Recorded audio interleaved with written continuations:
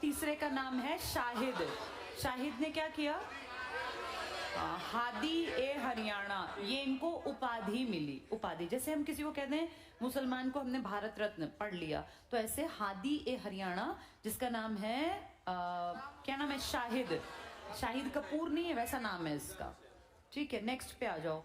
हजरत खैरू शाह ने 12 मासा, ये इसकी रचना है बेटा, जैसे एक बुक टाइप मान लो।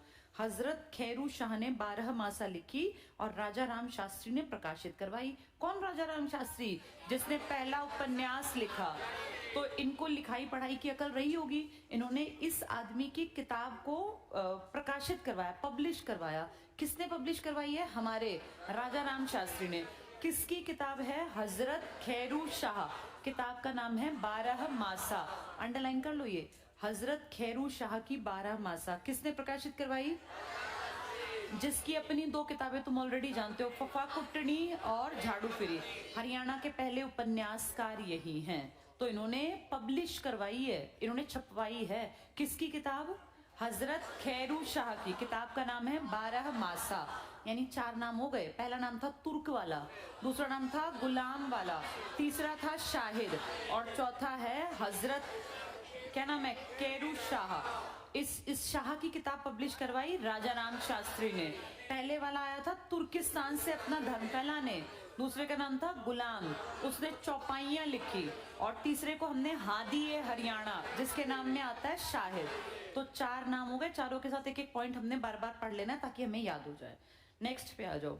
सूफी संत था शाह गुलाम जिलानी, ये तो ऊपर भी आया था, है ना। इसके नाम के आगे रोहतकी लिखते थे, इसने चौपाइयां लिखी थी। अंडरलाइन करो, रोहतकी कर लो, ये रोहतकी लिख दिया गलती से, इसको काट दो। रोहतकी का के आगे मात्रा, रोहतकी चौपाइयों में प्रसिद्ध है। फर्स्ट पॉइंट से इस पॉइंट तक एक लाइन लगा लो, दोनों पॉइंट एक ही तो हैं। ये जो इसके ऊपर पहला पॉइंट था रोहतकी नहीं था, वो रोहतकी की चौपाइयां, सेम बात ये है। नेक्स्ट पढ़ना, उर्दू का सबसे बड़ा पुरस्कार है बेटा हाली पुरस्कार, इसको इंपॉर्टेंट लिख लो।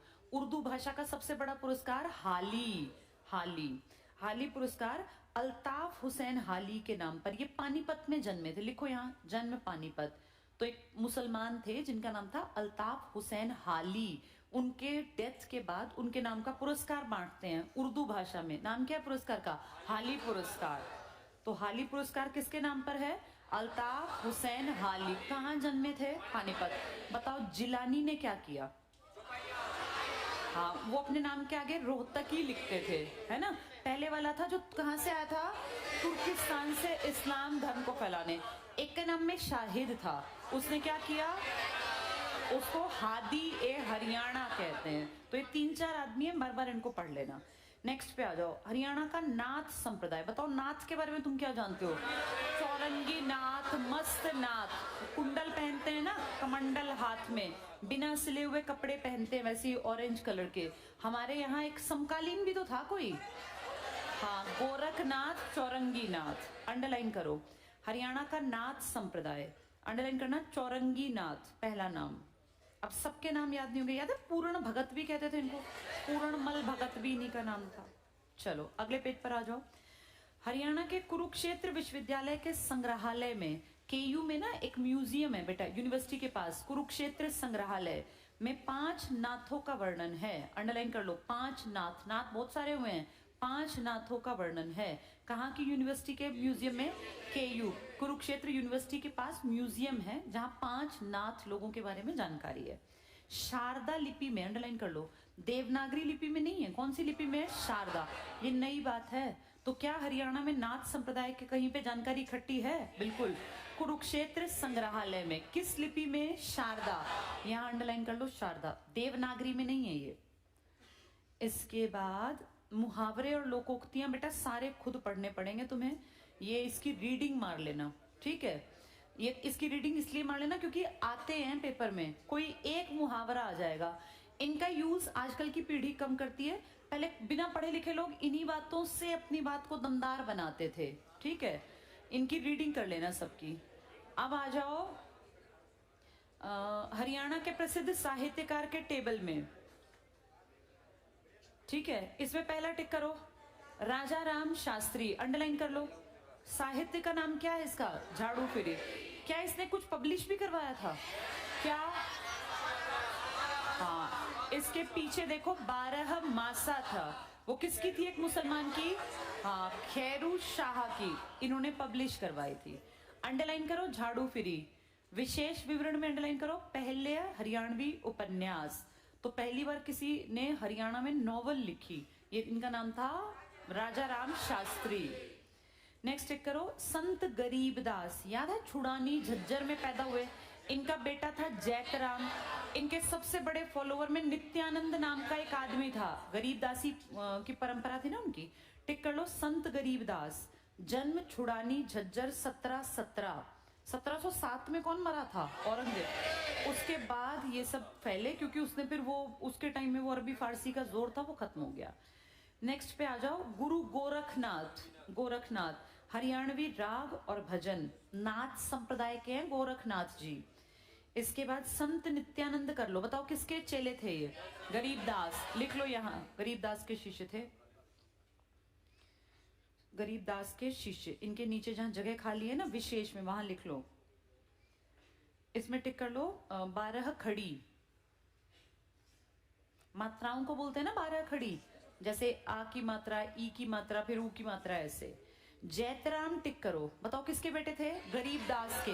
गरीबदास कहाँ जन्मे? छुड़ानी झज्जर में 1717 में।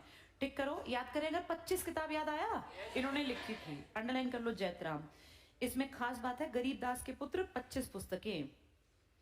दयाल दास पे आ जाओ, संत जैतराम के समकालीन, गरीबदास के भक्त, यानी पिता के चेले ज्यादा हैं पुत्र के कम, जबकि पुत्र ने कितनी किताब लिखी है? 25। ये इनके पिताजी के चेले हैं सब, और समकालीन इनके। गुलाम कादिर टिक करो, प्रेम से संबंधित, प्रेम लहर, प्रेम रानी, प्रेम प्याला। इसके बाद सादुल्ला टिक कर लो, सादुल्ला महाभारत पे काम किया, मेवाती क्षेत्र के वरिष्ठ साहित्यकार। याद है कल परसों उसका नाम पढ़ा था, सादुल्ला, है ना, मेवात के हैं, महाभारत पे काम किया। ताऊ सांगी टिक कर लो, ताऊ सांगी कहलाते हैं, रुक्मणी विवाह के ऊपर इन्होंने काम किया। इसके बाद एक पॉइंट छोड़ के अगला पॉइंट पढ़ लो, सैयद गुलाम हुसैन शाह, दाहिने हाथ का शंख अंडरलाइन कर लो, दाहिने हाथ का शंख, कल मैंने टिक कराया था ये। इसके बाद पहुंचो संत आत्मानंद पर, पीछे टिक करना, हरियाणवी भाषा में असंख्य टिक कर लो, असंख्य लिख लो, असंख्य भजन बहुत सारे लिखे इन्होंने संत आत्मानंद ने। अली बख्श पर आ जाओ, वेरी वेरी इंपॉर्टेंट लिख लो, बार बार इसका नाम बताया मैंने तुम्हें, रेवाड़ी के हैं अली बख्श। बताओ क्या कहलाते हैं अली बख्श?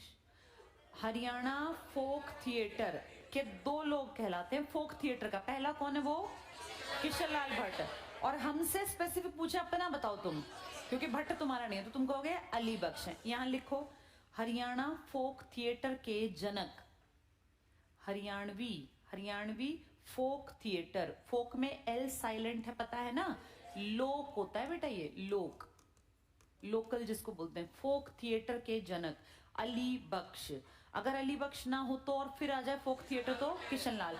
किशनलाल हरियाणा के हैं क्या? नहीं, किशनलाल भट्ट हमारे नहीं है, पहाड़ी इलाके के हैं, लेकिन वो फादर ऑफ फोक थिएटर कहलाते हैं। हरियाणा में father of folk theatre special पूछेंगे तो अली बख्श। देख लो एक मुस्लिम आदमी है हमारे फोक थिएटर का जनक। नेक्स्ट टिक कर लो अहमद बख्श। कौन अहमद बख्श? थानेसरी, लिखो इसके नाम के आगे थानेसरी, अहमद बख्श थानेसरी। रामायण सबसे इंपॉर्टेंट इनका यही काम है। चलो ये टॉपिक हो गया कंप्लीट, थोड़ा थोड़ा समझ में आया? ये बेटा बोरिंग होते हैं लेकिन ये पेपर में आते हैं, इसलिए हमें पढ़ने पड़ते हैं ये। चलो अब आओ, इससे अगला तो मैंने पहले पढ़ाया था, देखो एक बार चेक करो, पर्यटन स्थल बहुत पहले पढ़ा दिया था ये। इसके बाद सांस्कृतिक संपदा पर आ जाओ, बहुत बोरिंग चैप्टर है पर पढ़ना। कौन सा बेटा? पर्यटन स्थल रह गया, अच्छा ये सिखों वाले रह गए थे, ठीक। चलो अब शांति से सुनो, पेज 187 निकालो पहले, 187। एप्लीकेशन पर ये क्लासेस पड़ी हुई हैं, जिसका टॉपिक ना हुआ वहां से कर लेना। वैसे मैंने क्लास में एक बार जब मैं पढ़ाती हूँ उसमें ये पढ़ाया था पहला पेज। दूसरे पर आ जाओ, ये छुड़वा दिया था सिखों के और मुसलमानों के, है ना। हाँ टेबल कराई थी, सिखों के और मुसलमानों के छुड़वाए, कोई नहीं, अब पढ़ लेते हैं। पेज 188 पर आ जाओ। सिखों के प्रमुख तीर्थ स्थल। क्या हरियाणा में सिख कम्युनिटी है? और क्या बड़ी संख्या में है। हाँ, अब ध्यान से सुनो, हरियाणा में सबसे ज्यादा हैं हिंदू, उसके बाद मुस्लिम, उसके बाद सिख हैं। सिख यहाँ लगभग 4.9%, 5% के आसपास हरियाणा की आबादी क्या है? सिख। और 7% से थोड़े से हेरफेर में है मुस्लिम। मेजॉरिटी हरियाणा की है हिंदू। जैन और बौद्ध 0.21 और 0.03, कम है बौद्ध। सबसे ज्यादा हिंदू हैं, उसके बाद मुसलमान, उसके बाद सिख भी हैं। हरियाणा में इतने सिख कहाँ से आए? क्योंकि हरियाणा पंजाब से लगता है। सिरसा की पूरी बेल्ट हमारी सिख कम्युनिटी रहती है। पंचकुला चले जाओ सिख हैं, अंबाला चले जाओ सिख हैं, कुरुक्षेत्र चले जाओ सिख हैं। करनाल में रह तो कोई भी कहीं भी सकता है बेटा, भारत सबका है, लेकिन एक होता है ज्यादा, तो वो ज्यादा की बेल्ट पंजाब से लगते इलाके में पूरी सिख कम्युनिटी ही तो है। पहले हरियाणा पंजाब ही तो था। तो सिखों के धार्मिक तीर्थस्थल, इसलिए यहाँ गुरुद्वारे हैं हरियाणा में, इसीलिए। तो पहला टिक करो, धमतान या धमताना साहिब, इंपॉर्टेंट है बेटा सारे ये। पहली लाइन में टिक करना नरवाना। नरवाना कहाँ है? जींद। जींद में अंडरलाइन कर लो, नरवाना में है। धमतान या धमताना साहिब। इसी लाइन में पीछे टिक करना, 9वें गुरु थे तेग बहादुर, उनसे संबंधित है। मैं एक छोटी सी बात बता देती हूँ ताकि तुम्हें फिर जहां जहां जिक्र आए दिक्कत ना हो। एक बार बोर्ड पे देख लो, सिखों के कोई भगवान नहीं है बेटा, ये अपने एक इंसान के रूप में जन्मे इंसान जो थे उनको इन्होंने अपना गुरु मान लिया। सिख बहुत पुराना धर्म भी नहीं है, सिख एक संप्रदाय है। पहले इस धरती पर, इस एरिया में सब हिंदू थे, जो इस एरिया के आसपास था ना, इस मतलब भारत के आसपास, वो सब हिंदू थे। उन्हीं को हम सनातनी मानते हैं। उससे पहले कहीं कोई धर्म नहीं था। हम ये भी मानते हैं कि धरती पर ही सबसे पुराना धर्म क्या है? सनातन। सनातन में कुछ लोगों ने गड़बड़ियां पैदा की, बहुत कर्मकांड और दिखावट और पैसा और मतलब ऐसे दुखी कर दिया। तो उसमें से फिर एक नई विचारधारा निकली, जो लोग बन गए बौद्ध, महात्मा बुद्ध एक आदमी के कारण। उसी में से एक और धारा निकली जो जैन बन गए। जैनियों में 24 आदमी हुए। 23वें और 24वें के पिता का नाम, जो उनके भगवान थे, उनके पिता का नाम, उनकी माँ का नाम, उनके एरिया प्रॉपर्टी सब पता है, उन्हें कहते हैं ऐतिहासिक। लेकिन 22 के बारे में ज्यादा खुलकर हमें नॉलेज नहीं है कि वो थे नहीं थे, कौन उनके पिता थे, कहाँ से आए, कुछ नहीं पता। उन्हें कहते हैं अनऐतिहासिक। 2 को कहते हैं ऐतिहासिक। कहने का मतलब है सबसे पहले इस धरती पर जो हमारी मान्यता है वो सनातनी थे, फिर उनमें कुछ गड़बड़ियां हुई तो बौद्ध और जैन आगे बढ़े। इन तीनों के बाद इस धरती पर इस्लाम धर्म आया। इस्लाम को बहुत लोगों ने आते देखा कि एक नया धर्म है। 610 ईस्वी से पहले इस्लाम धर्म धरती पर था ही नहीं, लेकिन ये बेटा बहुत तेज फैला। सनातन फैल नहीं पाया। सनातन धर्म सिर्फ भारत के आसपास ही तो है, और कहाँ है सनातन धरती पर? कोई देश थोड़ी ना सनातनी है। अगर इस्लाम को हम कंपेयर करें तो इस्लाम 610 में स्टार्ट हुआ एक धर्म, और विद इन 100 ईयर्स आपके यहाँ तक आ गया। इसका मतलब इस धर्म में कुछ तो पावर थी भाई, 100 साल में पूरी धरती पर फैलने की बात, जबकि सनातन तो हजारों वर्ष पुराना था। कारण क्या था बेटा? जहां सनातन धर्म था ना, ये बहुत अमीर इलाका था। इनके लोगों को कभी भी भूखमरी बदहाली देखी नहीं। आदमी अपना घर तब छोड़ता है जब वो भूखा मरता हो, जब उसको उस घर में दिक्कत हो। किसी को अपने घर में सारे ऐशो आराम मिलते हो, मजेदार जिंदगी हो, तो कोई अपना घर क्यों छोड़ेगा? इसीलिए सनातन धर्म परंपरा के लोगों ने भारत से बाहर जाने का कभी विचार ही नहीं किया। जबकि विदेशी देखो कितना घूमते थे। हम उन घूमते घूमते लोगों की नजरों में ही तो आए, नहीं तो हम तो आराम से बैठे थे। वो विदेशी जो थे ना, वो घूमते घूमते फैलाते, उसको कुछ भी कह लो, धीरे धीरे धीरे पूरी धरती पर फैल गया। इस तरीके से धर्मों को बहुत ज्यादा बढ़ावा मिला। अगर हम अपनी बात करें तो हिंदू धर्म में ही थोड़े थोड़े थोड़े बदलाव करके एक नया संप्रदाय हमने देखा। एक आदमी जन्मे 1469 में। इस टाइम तक तो लोग नॉर्मल लोग थे, लिखते भी थे भाई 1469। ये कौन है जो पहले गुरु बनेंगे? जिनका नाम है गुरु नानक देव जी। अगर तुम इनको गांधी जी से कंपेयर करो तो गांधी से 400 साल पुराने ही तो हैं। गांधी 1869 के। ये नया संप्रदाय था। एक इंसान के रूप में लोगों ने देखा, लाइव बातचीत की, हमारी तरह रहते थे, खाते थे, पीते थे, कपड़े पहनते थे, नॉर्मल इंसान थे, लेकिन बातें बहुत अच्छी करते थे। लोग बड़े इंप्रेस्ड हुए, बहुत अच्छी बातें। इन्होंने आडंबर, दिखावट, सबका त्याग करने की बात कही। फिर इनके बाद जैसे ये जब खत्म हुए, इनका लाइफ खत्म हुई, तो अगले गुरु बन गए, फिर अगले गुरु, फिर इन्होंने ना एक पुश्तैनी होता है कि भाई हमारे खानदान से ही गुरु बनेगा। ऐसे करते करते इस धर्म में 10 गुरु हुए। आप जानते हैं पहले वाले का नाम गुरु नानक देव जी और अंतिम का गुरु गोविंद सिंह जी।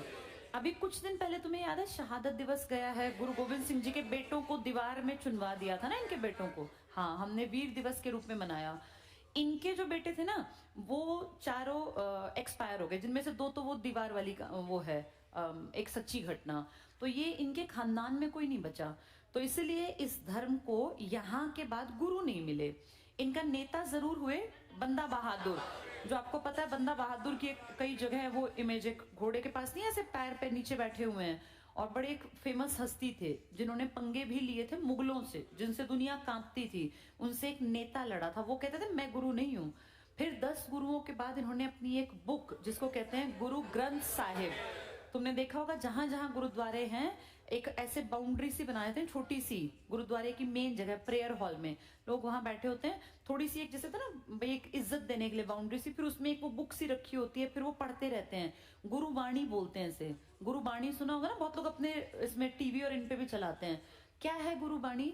10 गुरुओं ने जो जो अच्छी बात कही वो सब इसमें लिख दी गई। एक बहुत बड़ी बात पता है क्या बेटा, इस धर्म ने सिर्फ अपने गुरु की बात नहीं लिखी, इन्होंने उन लोगों की बात भी लिखी जो वैसे समाज में दलित थे या नीची जाति के थे। इन्होंने रैदास, जो खुद कहते हैं कि मैं चमार हूं और मुझे कोई दुख नहीं है, मैं प्राउड से कहता हूं। ऐसे ही कबीरदास, जिनके असली माँ बाप का पता भी नहीं है, जिनको नीमा नाम के जुलाहे ने पाला था ना, जुलाहे क्या, वीवर, जो कपड़े बनाने का काम करते हैं, उस जमाने में नीची जाति मानते थे। तो ऐसे लोग जिन्होंने अच्छी बातें कही, चाहे वो कबीरदास थे या वो रैदास थे, इनकी अच्छी बातों को भी अपनी किताब में लिख लिया। इसका मतलब इस बुक में सारी बेस्ट चीजें लिखी गई, चाहे वो किसी ने कही हो। तो ये किताब आज अगर देखें तो सिख ये मानते हैं कि हमारा सब कुछ, हमारे जैसे हम भगवान मानते हैं ऐसे ही इसको अपना भगवान मानते हैं, इसीलिए इसकी पूजा की जाती है। तो गुरु ग्रंथ साहिब, जिस जिस गुरुद्वारे में आप जाएंगे आपको दिखेगा एक बड़ी सी बुक है। इसको सुबह आके एक आदमी होते हैं उम्र दराज से, बहुत इज्जत से रखी जाती है किताब, देखा इसकी ऐसे वो करते रहते हैं, है ना।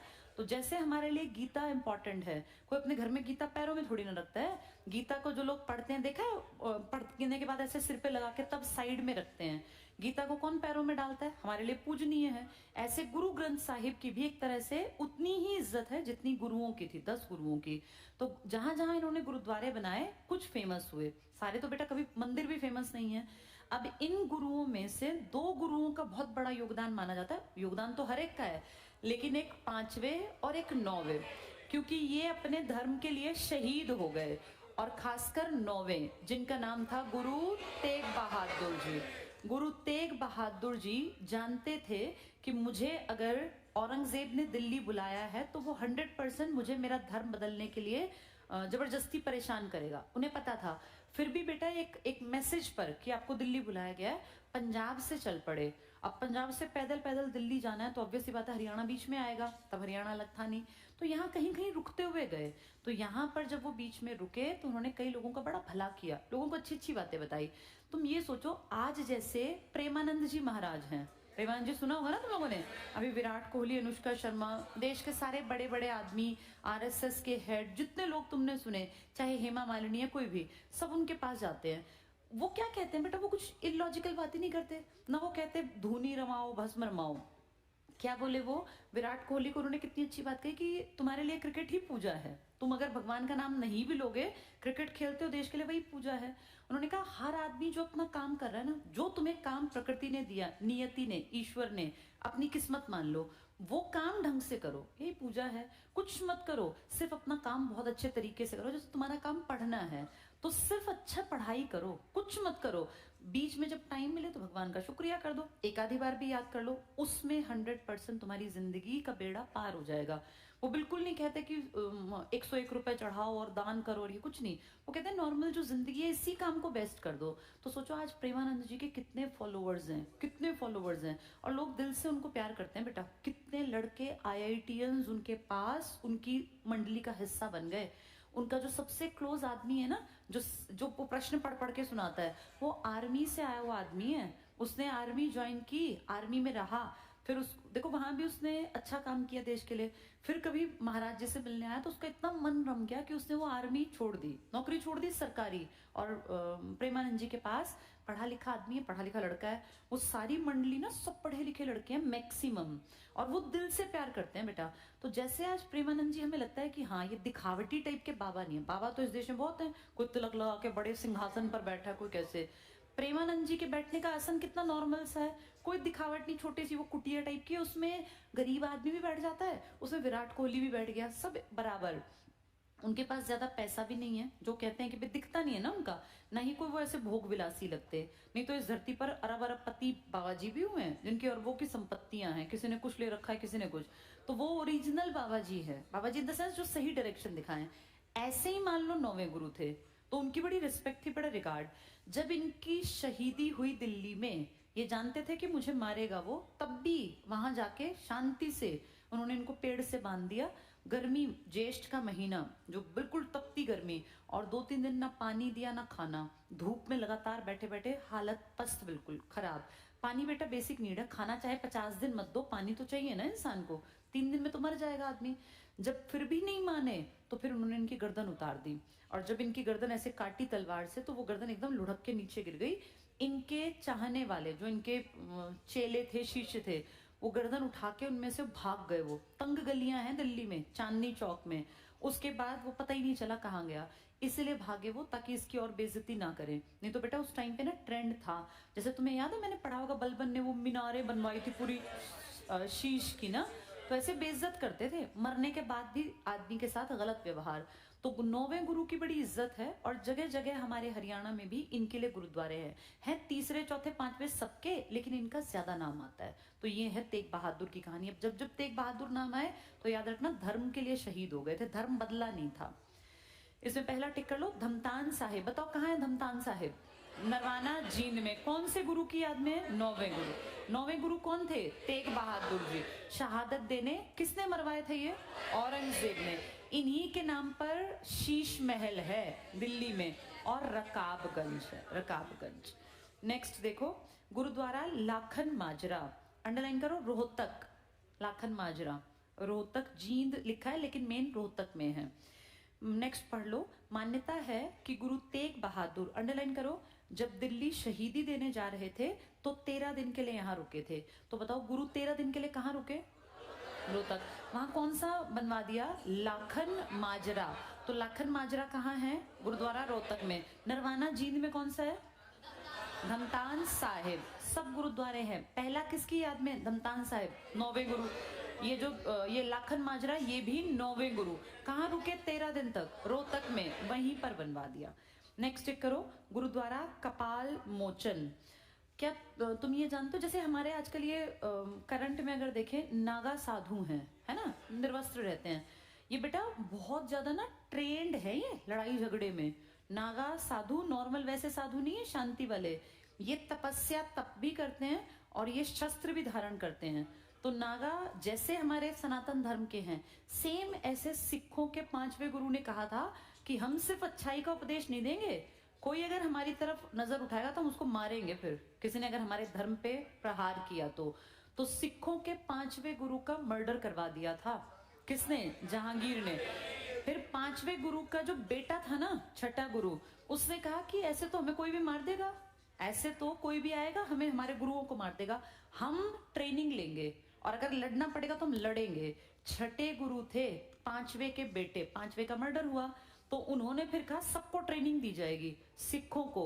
और तुम्हें याद है कृपाण धारण करने का इनके धर्म में है ना, तो वो ये याद कर लें कि भाई इन्होंने, छठे गुरु ने कहा था लड़ना पड़ेगा तो लड़ेंगे। और बेटा जो 10वें गुरु थे ना, गुरु गोविंद सिंह जी, 52 दिन तक लड़े थे वो अपनी सेना लेके पहाड़ी राजाओं के साथ।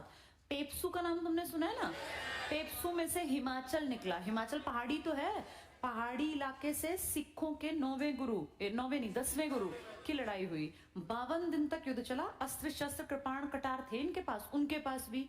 फिर वो जैसे मारते होंगे तो उसपे खून वून लग जाता होगा कृपाण पे, बाद में उन्होंने वो सब धोए थे। तो वो बात फेमस हुई है कि इनको कमजोर मत समझो। जैसे नागा साधु कमजोर नहीं है, उनको शस्त्र धारण करके वो शस्त्र, अस्त्र शस्त्र चलाना भी आता है और भगवान का नाम लेना भी। ऐसे ही ये लोग थे।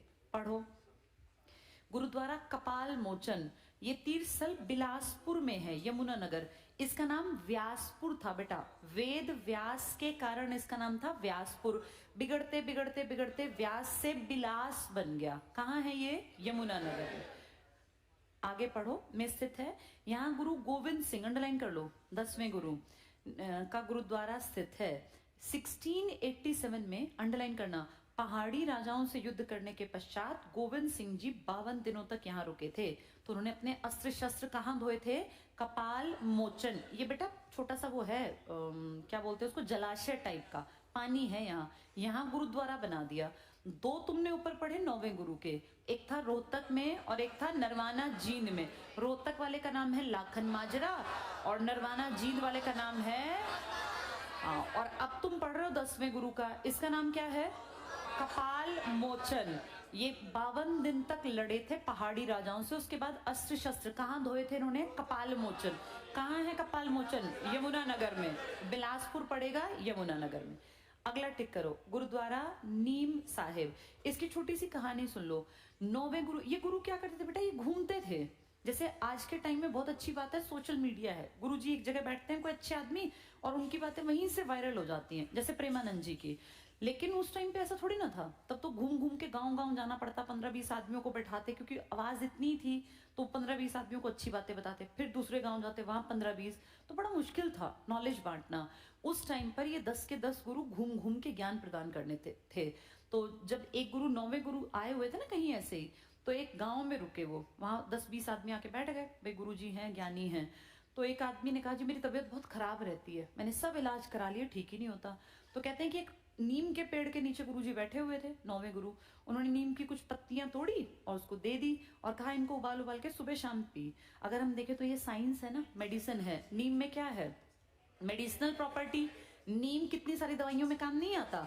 उसकी पत्तियों को उबाल के पियोगे, कड़वा पानी है, वो सारा जो है पूरे सिस्टम को क्लीन कर देगा, बीमारी कट जाएंगी। भाई ब्लड अगर साफ होगा तो आधी बीमारी वैसे ही कट गई। वो आदमी ठीक हो गया बेटा, कुछ दिन में होना ही था, लेकिन इतनी नॉलेज तब नॉर्मल लोगों को नहीं थी। तो फिर जब गुरुजी शहीद हो गए ना 9वें गुरु, तो फिर उसने कहा भाई गुरुजी ने मेरी जान बचाई और जहां वो बैठे थे वहां मैं गुरुद्वारा बनवाऊंगा। तो वहां से ये फेमस हुआ बेटा। जो क्या पढ़ रहे हो तुम? नीम साहिब। तो नीम के पेड़ के पास था। पढ़ो इसमें कैथल, अंडरलाइन करो कैथल।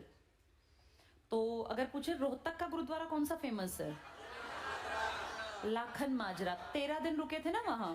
फिर पूछेंगे कि नरवाना जींद का कौन सा फेमस है? हाँ, और पूछेंगे कि 10वें गुरु का कौन सा, वो 52 दिन रुके थे कहां पर? कपाल मोचन। कौन से राजाओं से लड़े थे? पहाड़ी। ये पहाड़ी राजाओं से भी लड़ते थे और मुगलों से भी लड़ते थे, ये दोनों कम्युनिटी से। अब ये पढ़ रहे हो नीम साहिब, टिक कर लो कैथल। गुरु तेग बहादुर, कौन से नंबर के गुरु? 9वें, लिख लो 9th। अनेक बीमारों को अपने आशीर्वाद से स्वस्थ किया था। तो ये आशीर्वाद से स्वस्थ हुए थे या साइंटिफिकली ठीक तरीके से? हाँ, लेकिन उस टाइम इतनी अक्ल नहीं थी बेटा, उसी को लोगों ने मान लिया कि हाँ ठीक है, और मानना भी चाहिए, क्योंकि जो रास्ता दिखा दे वही बड़ा होता है। प्रेमानंद जी कोई भी ऐसी बात नहीं कहते जो तुम्हें और मुझे नहीं पता, लेकिन वो जो कहते हैं उसका असर पड़ता है। तो बात तो सबको पता होती है, झूठ नहीं बोलना सबको पता है, फिर भी लोग झूठ बोलते हैं। कोई बार बार एक बात को कहता है तो उसका असर होता है। तो ऐसे ही इनका असर होता था 10 गुरुओं का। ये टीले मैंने पढ़ा रखे हैं? नहीं पढ़ा रखे। टीला क्या होता है बेटा? आसपास के एरिया से थोड़ी ऊंची जगह को हम क्या कह देते हैं? टीला। नेचुरल होते हैं ना बहुत सारे टीले, तो कुछ टीले नेचुरल हैं, कुछ हमने कहीं कहीं बना दिए, उनके ऊपर कोई कंस्ट्रक्शन वर्क कर दिया। पहला टिक करो राखी गढ़ी। क्या तुम जानते हो राखी गढ़ी एक जगह है? क्या मिला यहाँ? यहाँ मिले हैं हड़प्पा काल के लोगों के डेड बॉडीज के स्केलेटन और बहुत सारी चीजें। इनफैक्ट इंडिया में बड़ी साइट्स में किसका नाम आता है? गुड मॉर्निंग राखी वीरा।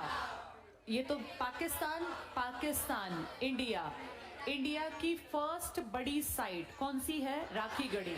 हम प्राउड से कहते हैं पूरे भारत में 7 राज्यों में फैला है ये हड़प्पा वाला, ऊपर से लेके, लेकिन उन 7 में सबसे बड़ी साइट हमारे हरियाणा के कहां पर है? राखी गढ़ी में। म्यूजियम राखी गढ़ी पड़ता है हिसार में, अब तो बड़ा म्यूजियम बना दिया यहाँ। टिक करो राखी गढ़ी का टीला, ठीक है, इसमें टिक करना हिसार जिला। नेक्स्ट लाइन, मोहनजोदड़ो के पश्चात हड़प्पा या सिंधु घाटी सभ्यता का दूसरा सबसे बड़ा पुरातात्विक स्थल है। वैसे ये तीसरा है क्योंकि गनवेरी वाला सबसे बड़ा है, लेकिन फेमस अगर देखें तो मोहनजोदड़ो के बाद राखीगढ़ी इंडिया में सबसे बड़ा है। नेक्स्ट लाइन में टिक करना, किसने खोजा ये? अमरेंद्र नाथ, अंडरलाइन कर लो, अमरेंद्र नाथ। अमर हो गया राखीगढ़ी खोज के। 1997 उत्खनन कार्य। इसके पास कौन सी नदी बहती है? घग्गर। घग्गर को बेटा राजस्थान में हाकड़ा कहते हैं, लिख लो यहां, घग्गर हाकड़ा नदी, घग्गर हाकड़ा, घग्गर हाकड़ा। इसको राजस्थान के लोग हाकड़ा रिवर बोलते हैं, जिसको हम घग्गर बोलते हैं। नेक्स्ट पे आ जाओ, बनावली। ये फतेहा, इनके ना बेटा जिले पूछेंगे, जैसे कहाँ है ये राखीगढ़ी? हिसार, ऐसे टिक करो। बनावली ये फतेहाबाद, फतेहाबाद, ठीक है। और इसी यहां लिख लो सरस्वती। पुराने टाइम में यहाँ सरस्वती नदी थी, कुछ अब तो कहते हैं ऊपर से ही मुड़ जाती है। इसके बाद नेक्स्ट में टिक करना, मीताथल। Second line Bhiwani. इनके जिले पूछेंगे, जिले ही इंपॉर्टेंट है। मीताथल कहाँ है? भिवानी। इसी में बिल्कुल लास्ट में शब्द लिखा है डॉक्टर सूरजभान, अंडरलाइन करो, सूरजभान। इन्होंने इसके ऊपर काम किया बेटा, हमारे लोकल थे ये डॉक्टर सूरजभान। सीसवाल, इसकी सभ्यता थी, गांव का नाम है सीसवाल। कहते हैं हड़प्पा से भी पहले लोग थे, खेती करते थे। सीसवाल, तो हड़प्पा से पुराने कौन है? सीसवाल। सीसवाल एक गांव है छोटा सा, इसमें हिसार के पास। टिक करो सीसवाल। नेक्स्ट लाइन, हिसार जिला, सीसवाल नामक गांव। नेक्स्ट में टिक करना, हर्ष का टीला। पहली लाइन में लिखा है कुरुक्षेत्र, हर्ष का टीला कुरुक्षेत्र। नेक्स्ट लाइन बहुत बहुत इंपॉर्टेंट, थानेश्वर में शेख चिल्ली का प्रसिद्ध मकबरा। याद आया शेख चिल्ली? कौन शेख चिल्ली? शाहजहां के बड़े बेटे दारा शिकोह का टीचर था, जिसका नाम था शेख चिल्ली, ठीक है। यहां लिख लो, दारा शिकोह के गुरु, आध्यात्मिक गुरु थे। 16 कब बना था ये? 1650 में, लिख लो यहां, दारा शिकोह के आध्यात्मिक गुरु 1650 में बना था ये शेख चिल्ली का मकबरा। तब किसका राज था? शाहजहां का। शाहजहां 1658 में तो पकड़ा था, औरंगजेब ने अपने बाप को पकड़ के कहां बंद कर दिया था? आगरा के किले में। 8 साल नहीं वहां बंद रहे थे वो। नेक्स्ट टिक करो, कर्ण का टीला कुरुक्षेत्र में है। नेक्स्ट लाइन में टिक करना, इसका उत्खनन कुरुक्षेत्र विश्वविद्यालय द्वारा किया गया। भगवानपुरा का टीला टिक कर लो, कुरुक्षेत्र में। नेक्स्ट टिक करना, कुणाल का टीका, तीसरी लाइन में टिक करना, फतेहाबाद जिले के रतिया में। इसी लाइन में टिक कर लो, बहुतायत संख्या में सोने चांदी के आभूषण। तो बहुत ज्यादा सोने चांदी के आभूषण कहाँ मिले? कुणाल। कुणाल कहाँ है? फतेहाबाद। इनके जिले याद कर लेना बार बार बोल के। बालू का टीला टिक कर लो, कैथल, बालू कैथल। तीसरी लाइन में टिक करो, डॉक्टर सूरजभान और अमेरिका के डॉक्टर जिम जे शेफर, इन्होंने। फरमाना खास टिक करना, दक्ष खेड़ा टीला, सेकेंड लाइन, हरियाणा के रोहतक में। तीसरी लाइन में टिक करो, राखीगढ़ी के पश्चात दूसरा सबसे बड़ा पुरातात्विक स्थल है। तो राखीगढ़ी के बाद सेकंड बड़ा जगह कौन सी है? फरमाना खास। कहां पड़ेगा ये? रोहतक में। इनके बस जिले याद कर लेना, बाकी बेटा कल करेंगे।